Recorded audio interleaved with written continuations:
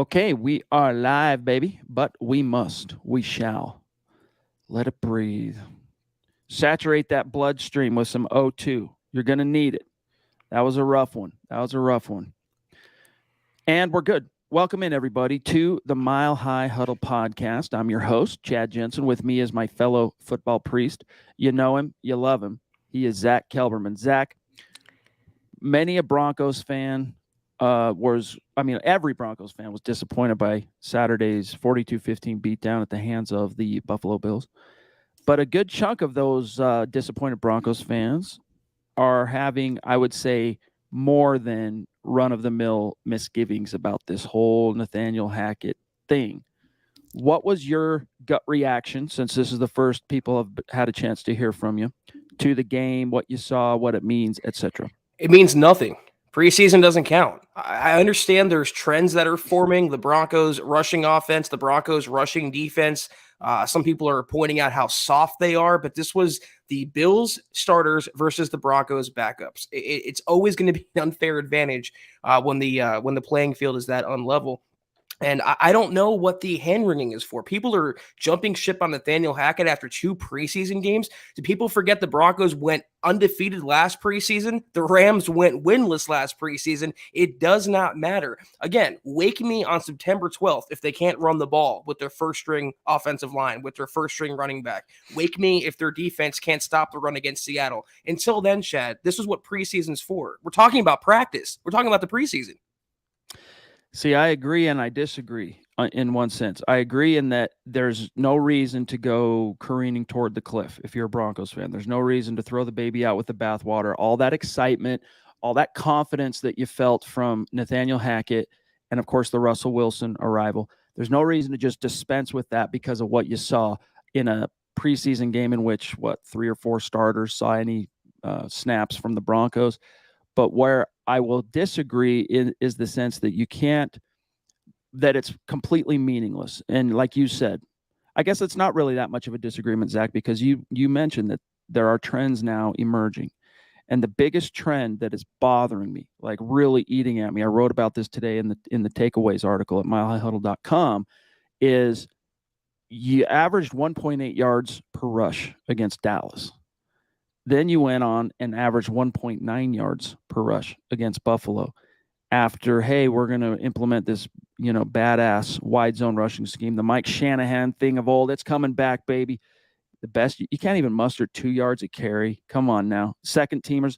And the argument, Zach, of, well, they were going against first teamers. Well, they did for like 2 series. And then it was 2s on 2s and 3s on 3s, etc. And it's a trend now. That combines, Zach, with Mike Kliss. We don't often tip our cap to Mike Kliss, although maybe we should more than we do. But he tweeted out a nice little screen cap of one play in particular in which one Bills ball carrier was running. Yeah. And he's like, look at the push or whatever their offensive line got on Denver's defense. This dude was 5 yards off the ball. I mean, I could have driven my truck. All right. I could have driven my frickin' GMC Sierra 1500 through that hole. Plug alert. Lack of frickin' physicality, lack of technical prowess, lack of coaches being able to rally the troops. Those things bother me, but I'm not jumping to conclusions in the sense that, okay, time to throw the baby out with the bathwater. But are they rallying the troops for a preseason game? That doesn't count. I just feel like they're purposely holding back. And you wrote about that, Chad, in your excellent takeaways piece today. They're not going to show their full hand. They're not going to show their what they want to run during the regular season. They're purposely vanilla. This is the whole point. And all that maybe showed against Buffalo was that Buffalo's backups are better than the Broncos' backups. But you have to look at the context of the way the backups were playing. It's one thing if you have Michael Ojemudia, who, by the way, I hope he gets healthy soon, but my God, is he burnt toast in coverage. Yeah. He has fallen a long way, and more on the end of the Isaac Yiadom, Brendan Langley spectrum. But it's one thing if you're playing him, Chad, for a handful of snaps per game. It's another thing if you're starting him for 90% of the snaps per game. So yeah, maybe the Broncos defense could look better in certain occasions. Maybe the Broncos need some upgrades on their second and third team, but what's important is the first string. And you can't form an accurate conclusion about the trench play the rushing offense and the rushing defense without seeing your starters out there. That's where it's all begins up front. And when you're having Zach Johnson and Calvin Anderson and Cameron Fleming on the O-line and Mike Boone in the backfield and Stevie Scott, how could you come to any sort of takeaway, good or bad? So I'm not going to react to this negatively like I wasn't going to react to the Cowboys driving positively. It's preseason. This is what it's for. Don't overreact. I don't know, man. I don't know.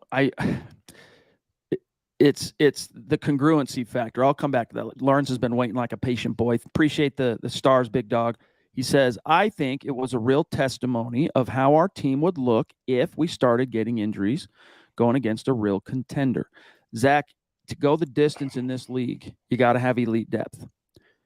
We felt pretty good about this team's depth. And to be honest with you, Zach, even though I wrote today that I have questions about the depth, especially in comparisons to like obviously Buffalo's depth, I do feel good about the team's depth. What I worry about is I don't care if it's a preseason game or a regular season game.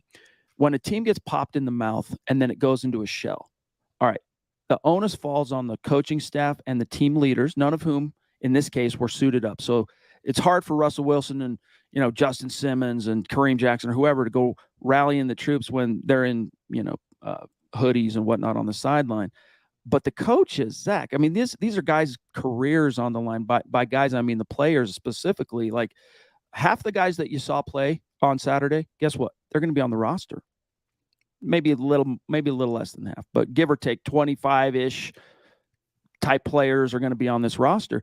And when you go into a shell, shouldn't the coaches be able to figure out how to kind of reach them? And even if it's not like, hey, we're outmatched, there's very little we can do, like seeing some kind of a shift or elevation and intensity. It felt like they got popped in the mouth, laid down, and said, we don't want to play football anymore.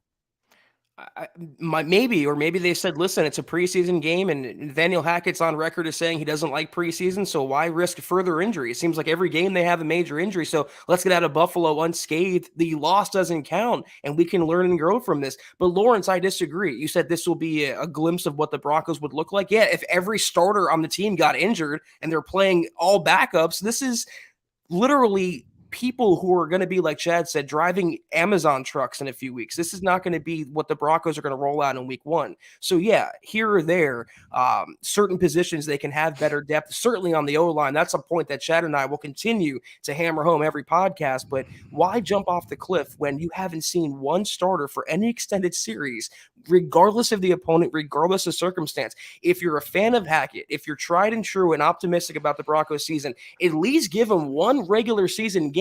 Hell, give one regular season half of football before you jump off a ledge, please. I agree. Don't go jumping off a ledge, you guys. It's just when we think about, and by the way, Gary, appreciate you up there in Canada, buddy. We'll get to Bet Benito. Trust. In Montreal, no less. That's very cool. Hold tight on that thought just for a second, Gary. But when it comes, Zach, on the heels of, all right, this is weird. Like every coach, with the exception of maybe the Vic Fangios of the world, they have in the 14 training camp practices, they'll have one or two maybe strategically that are kind of pull off a little bit, jog through, walk through, whatever.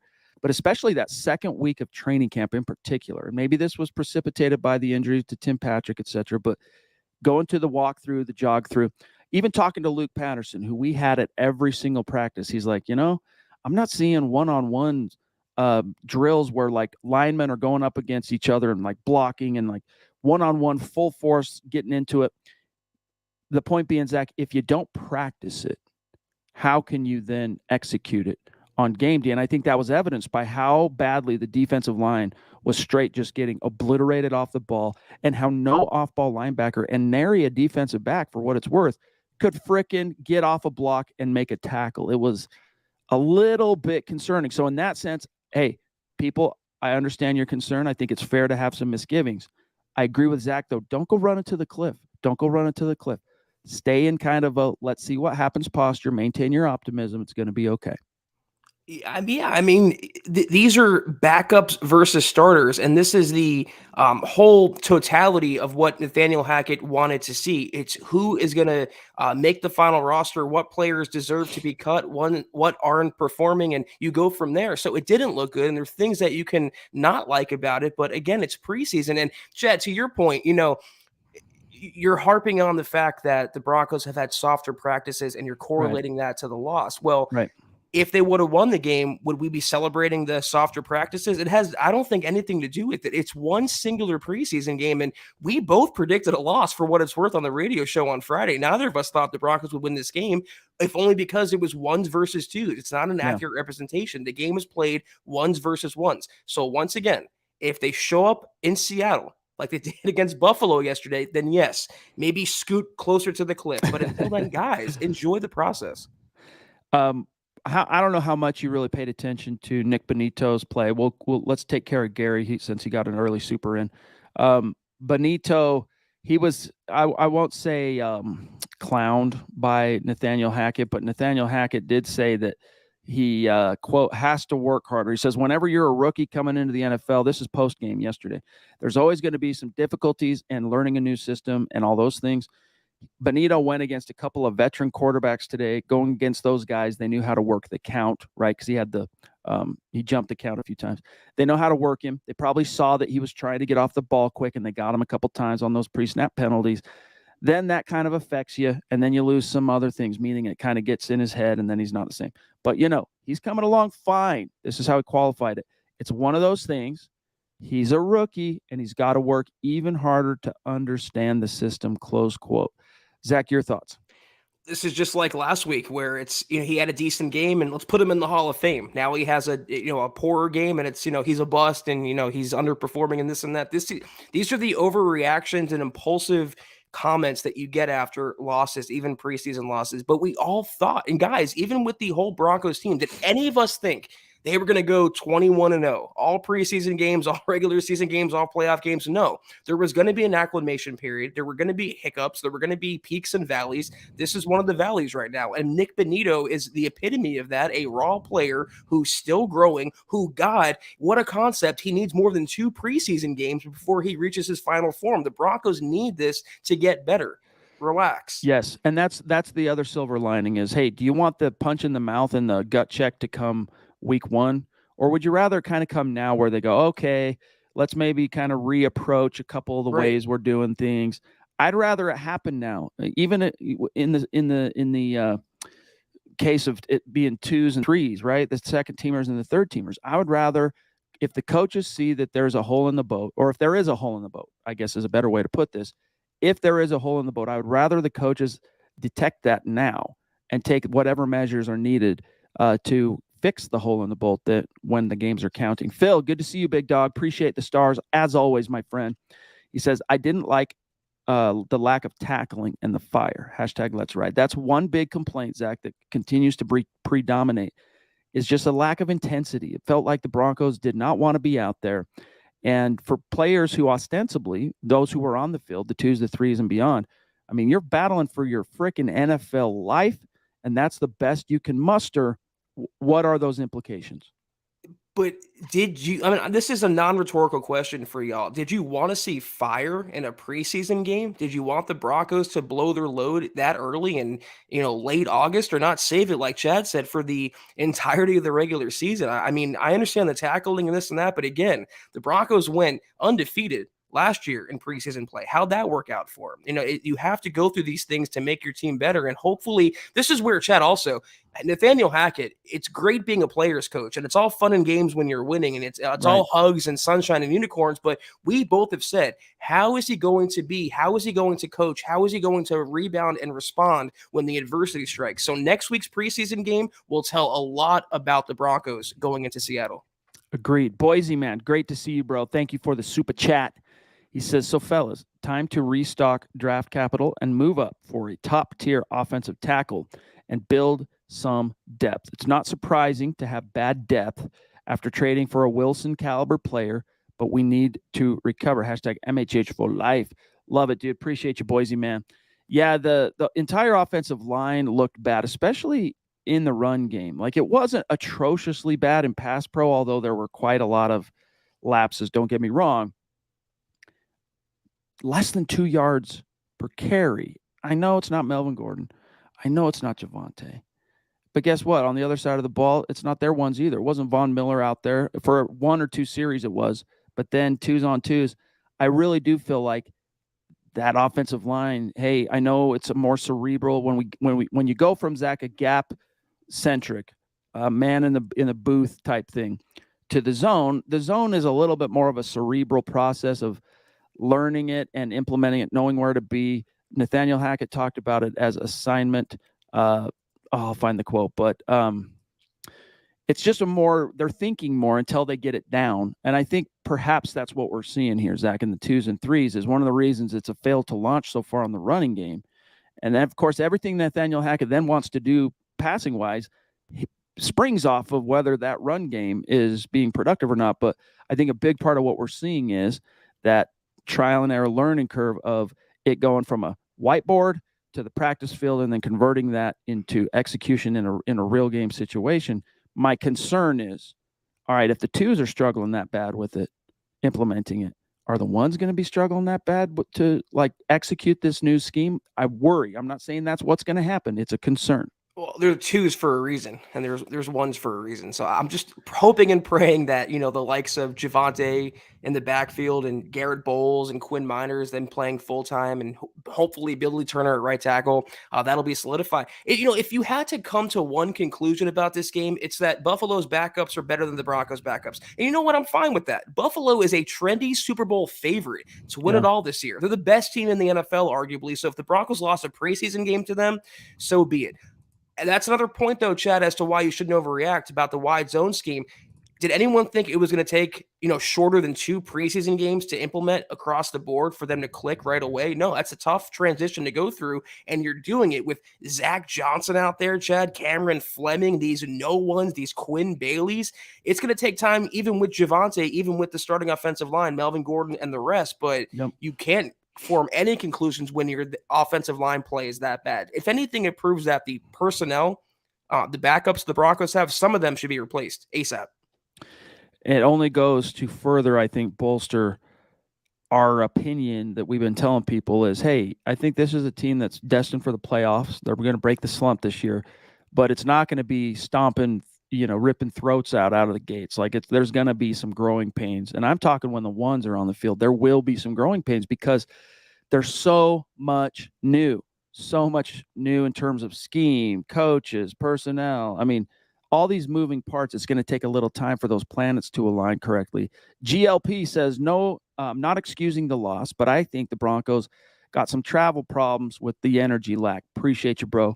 That's another thing to throw into this equation. Good point, GLP. East Coast morning start for the Broncos. Forever going to haunt them. Though, we're talking about energy again. It's something that we've talked about in the Fangio era. So the Broncos replace the coaching staff. Is it the personnel? If we're going to be all knee-jerk and impulsive, is it the Broncos players? Are they soft? Do they not have any dog in them? Should we, get a keep Talib on the horn to criticize the Broncos? No, I mean, this is just because it was one game. That's all it is. Maybe I don't know why I'm so optimistic, by the way. It's a whole new posture on my part, Chad.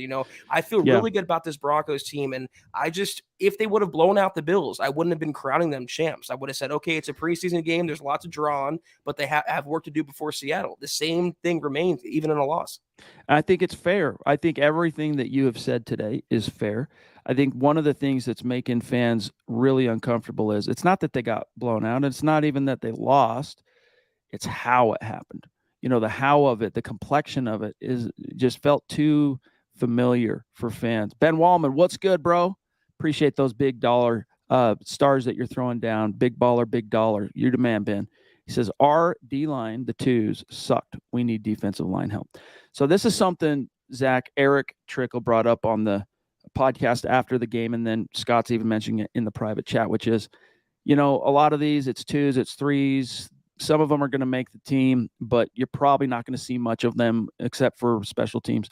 The D-line, though, those guys you're going to see on the field quite a lot because D-line, those are big 300-pound dudes. They need to rotate a lot, stay fresh, stay sharp on the attack, etc.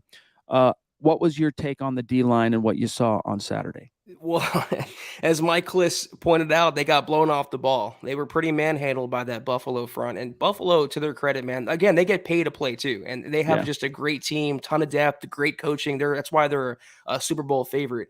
I thought Henningsen looked pretty good again, though. I think the Broncos finally found a late-round gem in him.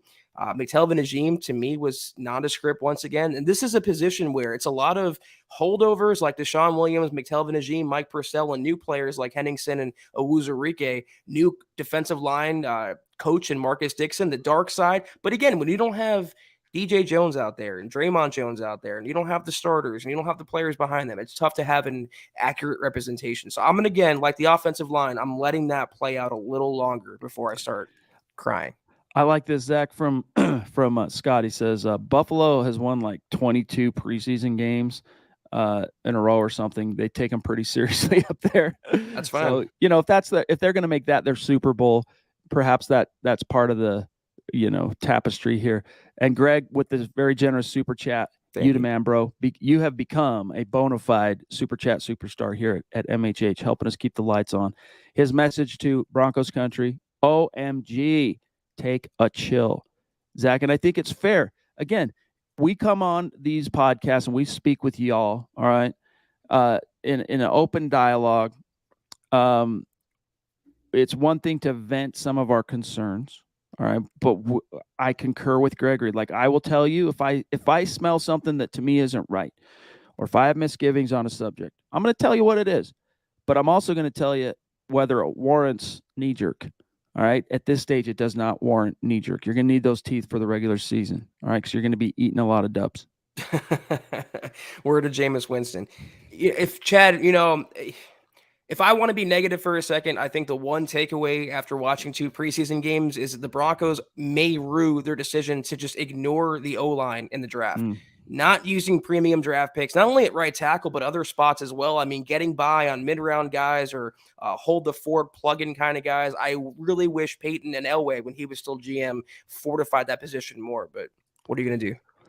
Amen, dude.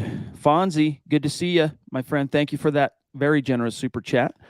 Fonzie says, I'm loving the new offense. It's more modern and gets guys in space, giving opportunities to the new playmakers. Yes, and here's what's even more encouraging about that, Fonz.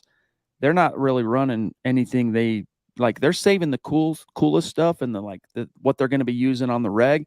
They're holding that back because they're not trying to telegraph that to the other 31 teams of the NFL that are going to be pouring over every snap of every preseason game. So, yes, especially in the passing attack, you can see what this can be and what it could be and what it will be with Russ as the trigger man. But again, the rushing attack, so much of what you see Nathaniel Hackett wanting to do philosophically in the passing game springs off of that running game. And you know what? It doesn't always have to be, we're averaging like the Bills 7 yards per carry in order to have a successful play pass or even pass attack period. Sometimes it's just a matter of we're proving to you, even though we're only getting 2 yards a clip, that we're going to stay committed to the run game. That's enough to still have a plausible full deck, so to speak, when it comes to which plays to call in the passing game. But the less effective the running game is, Zach, the more it works against you in that sense as well. You don't need it to be like hella prolific, but they got to worry about it a little bit. No one's worried about it so far. No, they shouldn't be anyway. And can we talk about some positives? There weren't a lot from yesterday's game, but there were a few. That is true. Just seeing how the offense is going to take shape and how modern and 2022 it is compared to the previous coaching staff. That is something positive. And also, how about special teams? I mean, through 2 preseason games, that's the best side of the ball right now. I give Dwayne Stukes all the credit, and Montrell, man.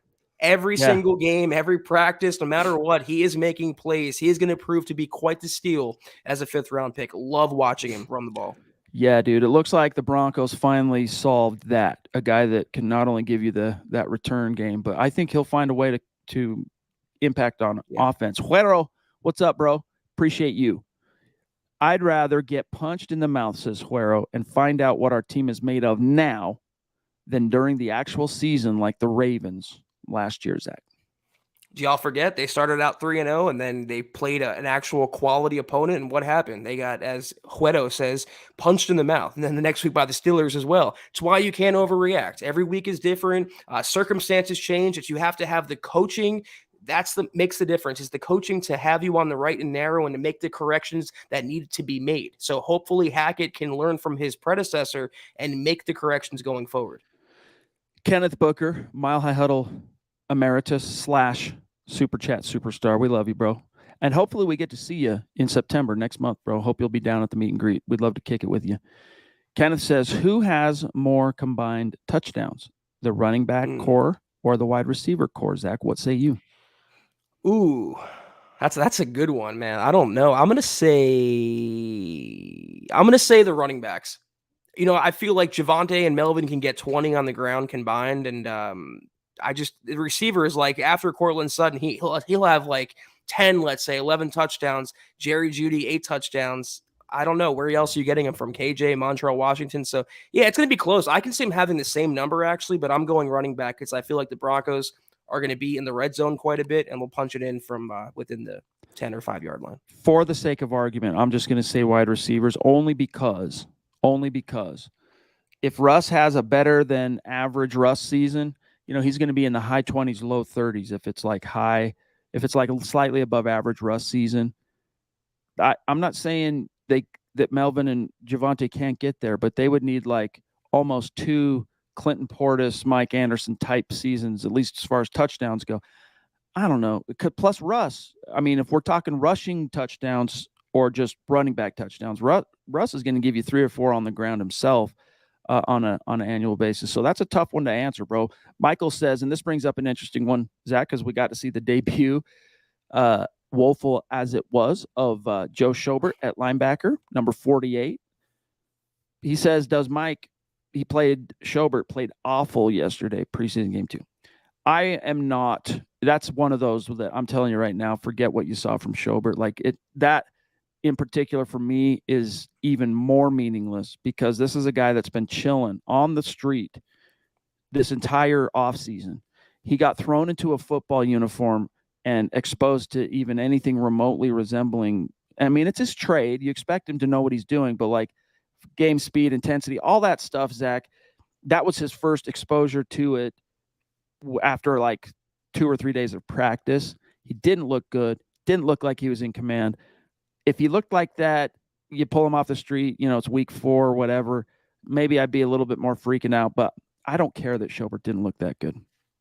I don't know what people are expecting. No offense to you, Mike. I'm not directing this at you, but like we're expecting like 5 forced fumbles and 3 sacks and a defensive touchdown. I mean, like Chad said, he was signed a week ago in his first game, and he had his second, third, fourth stringers around him. You're talking about a former Pro Bowler, a former co-NFL leading tackler. That position, you have to have a good supporting cast and really make you shine. Schobert did not have that yesterday, so I'm going to give him a grace period. If anyone deserves one on the roster, it's definitely Schobert.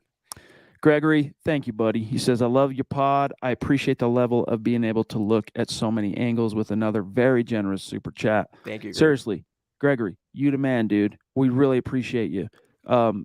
Let us send you a little something. Send us an email, milehighhuddle@gmail.com, and tell us what your t-shirt size is. Let us send you a little something back as a thank you for just how awesome you've been the last couple of months, bro. Your address as well, obviously. Andrew Baker, speaking of awesome, what's up, fam? He says, poor play by the backups, and they're backups for a reason, kind of what Zach's trying to emphasize. Broncos are holding aces and have to bluff for the pot, Zach. What do you think? A little poker metaphor for you. I like it. I appreciate the optimism, Andrew. But I'm not going to say it's kind of like the salary cap. We admit that it's not fake. It doesn't exist, but we agree that there's context that you can look at it differently, and you can massage it, and you can find different things to say about it. That's how I feel about the game. Yeah, it wasn't perfect. It's never good when you're blown out by anyone, by any circumstance, but it is preseason. They did have backups in there, and you got to learn from it. You got to grow from it. It's one game that does not count in the standings.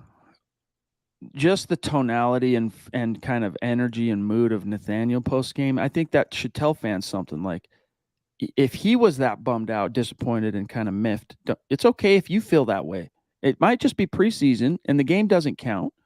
But obviously on the visage of Nathaniel Hackett, you could see that it does matter on some level, right? They suit up and they get out there. No one wants to get humiliated in a preseason game or regular season alike. Like, no one wants that.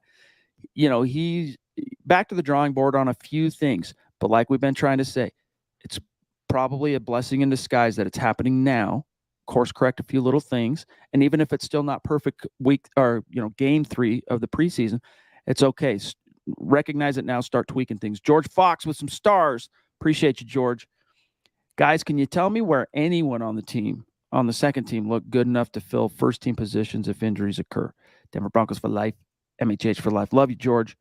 Um, Anyone on the second team that stood out yesterday in any way, shape, or form to you? I'll say it's kind of funny because you read Thomas Hall's Game Balls article. He gave props, included a game ball to rookie safety Dillon Turner Yell. All right, cool. Eric Trickle on Risers and Fallers. He put Turner Yell as a faller. He didn't like what he saw. It goes to show you, first of all, we do not muzzle our writers. It's okay if one writer believes one thing and another writer believes another thing. We're going to publish them both.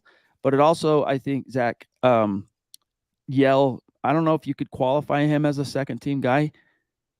He's more of a third team guy, but I liked what I saw from him. It made me kind of feel like, okay, I mean, it wasn't perfect, but he's a guy that could maybe make this roster as a fifth safety behind Caden Stearns and PJ Locke. PJ Locke is a guy I wouldn't, speaking of second teamers, I wouldn't mind seeing PJ Locke on first team at times.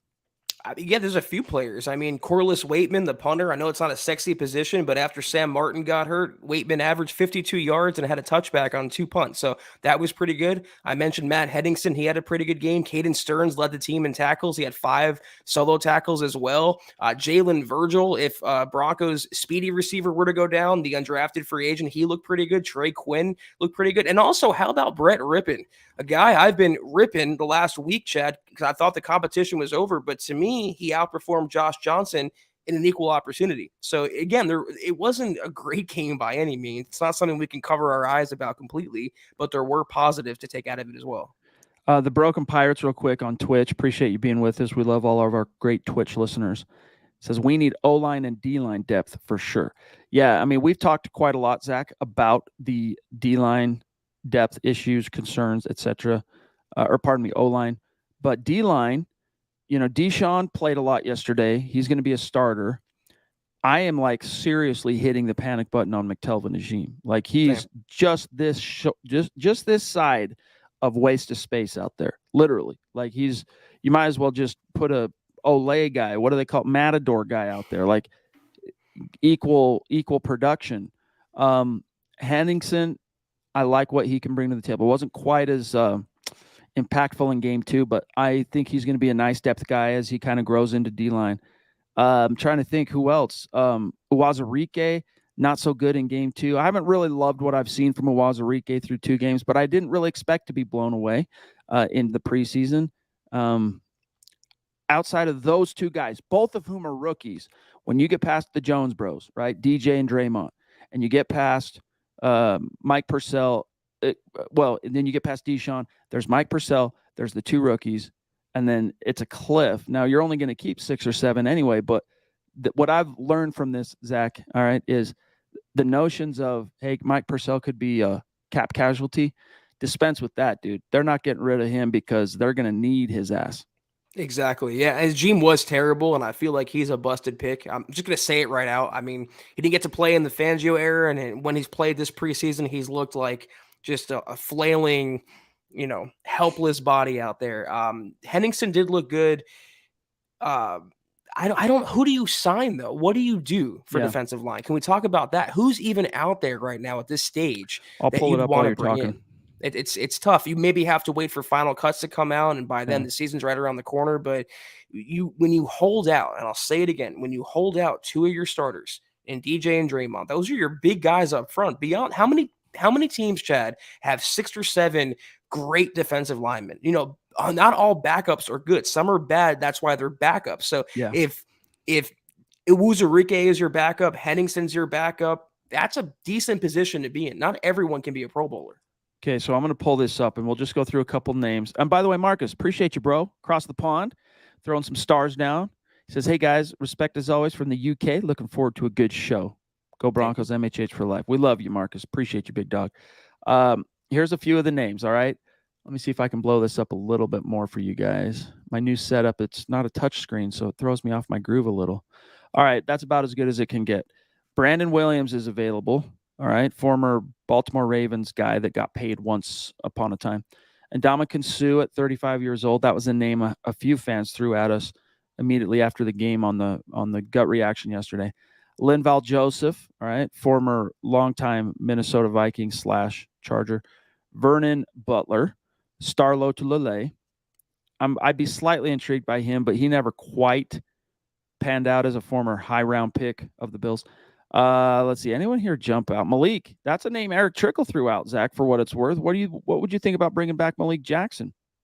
As long as he doesn't break the bank, I'm okay with it. I don't know where he'd fit in. He wouldn't be a starter. He's going to be like the Schobert on the defensive line, just like a very high quality name, depth piece to have. I wouldn't mind it, but Malcolm Brown is the guy because he has a little upside. He's younger. I feel like he'd fit this scheme. That's one guy I wouldn't mind, but miss me completely on Ndamukong Suh. Yeah, we don't need that smoke. Sheldon Richardson used to be something. Shamar, we know what he can do. Not much. I mean, Gerald McCoy, his teeth are so long, dude, that he's like mistaken for a saber-toothed cat right now. I'm just scrolling through this, looking at anyone that jumps out. I think really, Zach, this is one of those things you hit the nail on the head that there are some intriguing options available today, but that's a position I think you can feel relatively confident, both O-line and D-line, that George Payton's going to be combing over when the final cuts happen here in a couple of weeks' time. Colby says, I'm not surprised. We're not on a level with a Super Bowl contender, even the 2s versus 1s taken into account. Yeah, I mean, the Bills are considered to be, them and the Chiefs in the AFC as far as the talking heads national perspective. But, Zach, head-to-head, depth-wise, the Bills' depth freaking dwarfs the Chiefs' depth. You lose the quarterback in Kansas City, that team becomes a 7-10 type of squad. Yeah, the Bills, some of their backups can be starters elsewhere. That might be the deepest team in the NFL, and it might not even be close. So we can say from this, the Broncos aren't the deepest team in the league. Okay. The Broncos lost to a Super Bowl favorite. Okay, I'll accept that in the preseason. None of us thought it was going to be undefeated in year one. All preseason games, all regular season games, there were going to be losses in there. And one of these losses happens to occur now when, guess what? The beauty is it doesn't count. No one's going to remember this game if the Broncos win week 1. Nobody. Scott brings up this point, Zach. It's a salient one. Speaking of looking for help, the Bills still have 16 defensive linemen listed on their depth chart. So that might be one cut list that you're kind of keeping an eye on if you're George Payton. Sure. Ben Wallman, appreciate you, buddy. With how bad we played Saturday, Montrell Washington, the rookie 5th rounder, is looking good. And for what it's worth, Kendall Hinton looked good too. Thoughts? Well, let me refresh my memory on Kendall Hinton's night. So Hinton finished with... He was catchless on 4 targets. 4 targets, yeah. So he had a couple of good opportunities. It's just, the NFL is a game of inches. It's, to quote Vic Fangio, right? It's fractions of inches in some cases. And he was close on what could have been a couple of big plays where he could kind of almost came close, Zach, to duplicating his game 1 performance. But I like him. But like I've told you guys before on this podcast, Kendall Hinton to me is a guy that's damn handy to have around as a practice squad guy to elevate here and there if you need him to.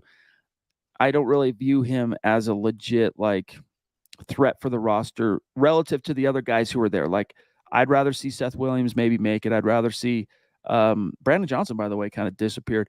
Jalen Virgil has me very, very intrigued over Hinton. So I would say right now my guys beyond the top 4 would be Williams, Virgil, and then probably Hinton. And again, because he's the most experienced out of them and has some, legitimate NFL game action, I would not be surprised. Maybe the Broncos needed a lineman, defensive lineman. Maybe a rare 1-for-1 trade occurs, Hinton for a D lineman. That could happen. So there's going to be a guy you're going to get rid of in that wide receiver room. And if I could, and if it's not Kendall Hinton that I want around, make a call. See if you can get a 6th round, 7th round pick for him. Lawrence says the Broncos are the reason I need a Modelo and lime during this podcast. We feel you. All right, Zach, we are at 39 minutes, so we got a little bit of time, but anyone that has burning topic, question, get it in. KB with Super Chat number 2 tonight. Appreciate you, bro. Question, are you watching Game of Thrones tonight? I will be watching it. I don't think that's really Zach's vibe, but I will be watching it, despite the fact that the way the showrunners on Thrones ended Game of Thrones had a similar effect on my fanhood and interest and excitement for that as The Last Jedi did on Star Wars for me. It was like a dagger to the heart. Wait, is this like a spinoff? Because I thought Game of Thrones ended. Yeah, so this is called what is it? Dragons, something dragons. It goes back in time. So Danny, the Queen Gal, Targaryen. All right, it's how the Targaryens arrive on I almost said Middle Earth, whatever, Westeros, where they came from and how they got there and took power with their dragons and stuff. It's going through all that old stuff, like 300 years back in time. Yeah, it's not my bag, but everyone seems to like it. I happen to think The Sopranos is the greatest show of all time, but hey, different conversation for a different day. All right, Sopranos aside, have you watched Breaking Bad? I couldn't get into it. I tried. People love that show. I couldn't get into it. I The Wire would be the second best. I was about to throw out to you. All right, Sopranos aside, Wire or Breaking Bad, what would it be? But for you, House of Cards, Mad Wire. Men, those were good shows too. House of Cards was good until his fall from grace, and then I couldn't really watch it. I was like, this dude's a piece of. I couldn't get past but like what he is in real life. Yeah. The make believe aspect of what I'm watching and just getting lost and escaping into a piece of fiction, I couldn't do it. This Kevin Spacey's an utter piece of trash human. He is, yeah. A couple others are Succession on HBO. That's a pretty good show, and that's surprisingly good. Nothing to me tops Sopranos though, at all. Agreed. Not even close. But you and I are kind of gangster movie guys. Like, oh yeah, we love Sopranos. We love freaking The Godfather, Scarface, Goodfellas, Casino, Taxi. Yes. A sleeper that people don't often talk about too is Mean Streets, another Scorsese with De Niro, and Carlito's Way, another Pacino that people don't often think about. Dave from Georgia, we think about you all the time, bro. We love you. We appreciate you. He says, Washington will get at least one punt return touchdown, one kick return touchdown, and 2 to 3 touchdowns receiving is his prediction. # Broncos country. What say you, Zach? I can definitely see that. Looking over his box score yesterday, he had 2 kickoff returns for 55 yards, so 27.5 yards per return. That's pretty explosive to me. Jalen Virgil had 2 for 60, though, so he has a set of wheels as well. If the Broncos do use Washington as both returner, as kick and punt, I can see him breaking one. And yeah, what people are forgetting is what Chad said earlier, what we've been saying since he was drafted. He is going to be that X factor. He is going to be that missing link they've never had for 5, 6, 7 years now. Just the guy that can break the game open if you get the ball in his hands. What Isaiah McKenzie should have been. That's Montrell Washington. Real quick before I forget this, and Scott, Untouchables, right? Going back to Al Capone with De Niro as Capone. It's good. It's just that it's not Scorsese good. It's not Brian De Palma good. It's not I forget the showrunner on Sopranos, dude, the guy that wrote that. David Chase. Thank you. Well, it's not David Chase good. It's good. I like it. Don't get me wrong. But that made me think of one other good television show, all right, because of Costner. People kept saying to me, hey, you got to check out Yellowstone. And I would watch a trailer and I'd be like, Cowboys in Montana, not really feeling it. No, it's not what you think. You got to watch it. And I finally, my wife and I, we did watch it. It's phenomenal, dude. Yellowstone is like Sopranos in cowboy country, like Sopranos Cowboys. It's surprisingly good for what it's worth. Andrew Baker, the only bad out of that game was the last time the Broncos gave up that many points was 1975, but who cares? # MHH for life. Yeah, dude, again, it's not that they lost, Zach, as we put a bow on tonight's stream. It's not that they lost. To me, the biggest indictments here was just how it happened and the complexion and just the little things that spiraled out of control quite quickly. And I'd be lying to you if I didn't say that was slightly alarming to me to see that. Maybe you're right, Zach. Maybe Hackett was not necessarily trying, and his coaching staff, not necessarily trying to galvanize the dudes. And what are we doing? Let's go, through the breach. Let's do this. Maybe, they're just so focused on individual evaluation and everything that they weren't really trying to do that. But I would have liked to have seen them. All right, hey, you got popped in the face. I get it. Like Mike Tyson said, everyone's got a plan until you get punched in the mouth. Well, they got one right on the chin. And then, okay, so you're down 1-2 series, and then you come back. That's the mark of mature, developed, what's a good way?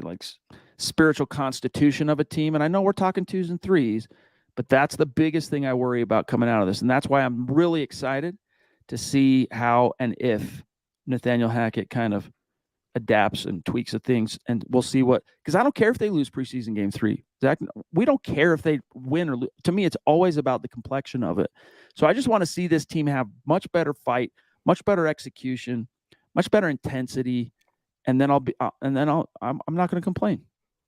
To the point about Hackett, this is a guy who is already on record as saying he hates preseason and he's witnessed nothing but injuries grip the Broncos roster, even before the preseason with Tim Patrick, Demaria Crockett. He lost Jonas Griffith last week. You lose Ojemudia this week. Malik Reed got poked in the eye. So if I'm Hackett and I'm feeling the way that he feels, I'm not going to want to give 100% in the preseason. I'm not going to want to rally the troops and spark that fire. For what? A game that doesn't count? A game that no one, including all of y'all, will not be talking about if they come out and curb stomp the Seahawks on Monday Night Football on September 12th, which we think they will do. KB says the Untouchables, the train station scene was epic. Yes, it was. But you know what?